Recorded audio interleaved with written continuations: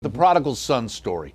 In a sense, there seems like there's three different sections in there, and you were indicating that for the Jews at that time, and the focus was on the loving son. I mean, a loving father, right?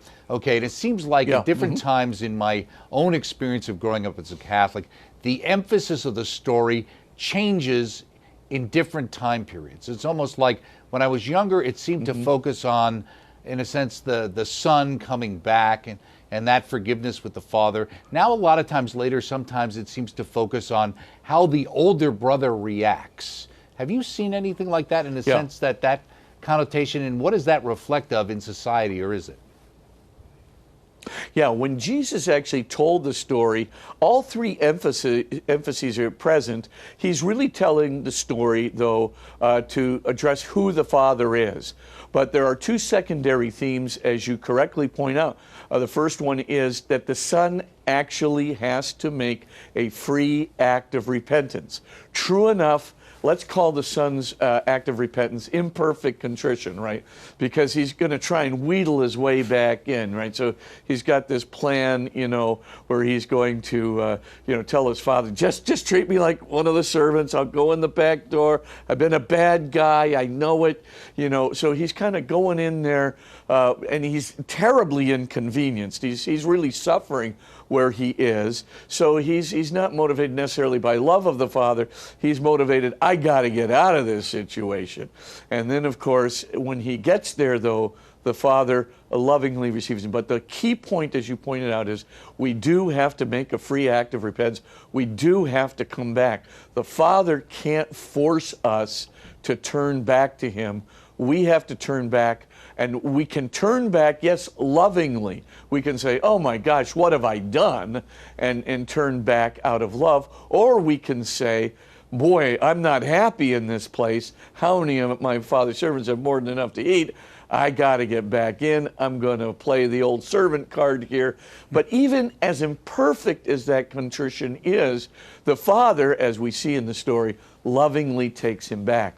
The third area that you point out is also another secondary theme for Jesus, because, of course, even though the main theme is focused on the younger son who is the radical sinner by the context of the Old Covenant, Jesus wants to make sure that the Pharisees are not going to feel alienated by the story.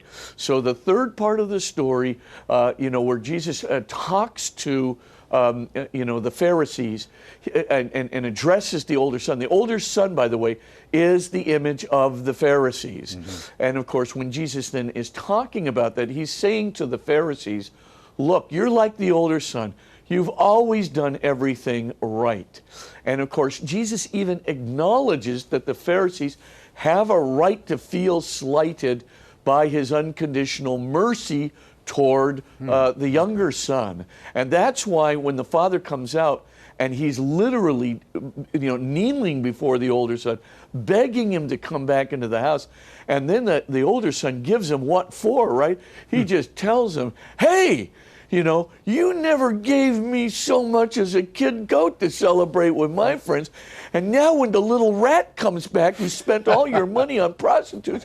What do you take him back in and kill the fatted calf, So he's really upset. And the father takes all the riot act from the older boy, from the Pharisees. He understands that the Pharisees are going to be upset. And then, though he goes one step further, he then says to the older son, right, hey, son, you've been with me always, and everything I have is yours, right? Now, come back into the house, because this brother, when he says everything I have is yours, he just gives up the right of inheritance. He literally tells the boy, you can inherit everything I own right now. You don't have to wait till I die. I'm giving it all to you. You've always been with me. I know that. I'm happy. Here's your inheritance. Take it all.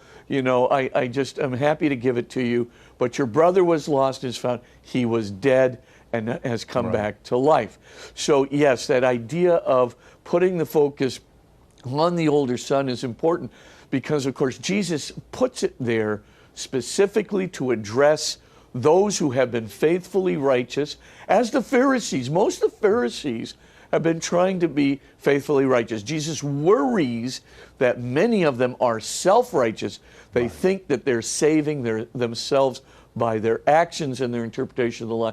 So he actually corrects that. But to the ones who are trying to be faithfully righteous, he's saying, don't worry. It's all yours. You've been good people. You're going to get everything, right? You know, and don't worry about it. And don't worry about giving me what for. I totally understand what you're going through, because he was you know, he was very bad, and for all intents and purposes, you know, he doesn't deserve it. But he was dead, and he's come back to life.